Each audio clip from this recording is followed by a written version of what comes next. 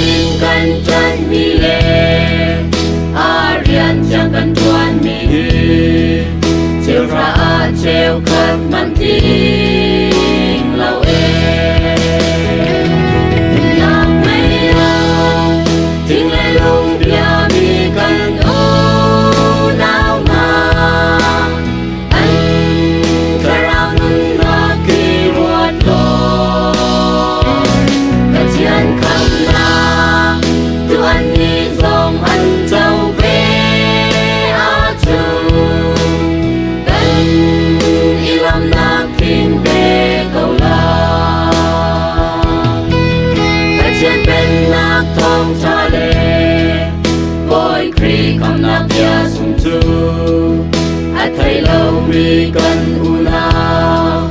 chiến na chim đi ngã pia cần gì, lúc cái tết pia khao tu đi, nang lệ kaya cần chia ra. Tây mặc chua in tuan câu na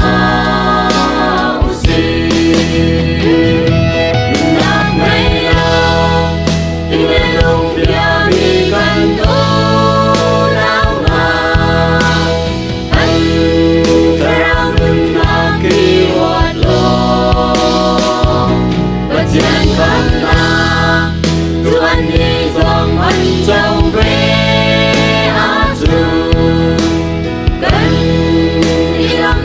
kinh về cầu la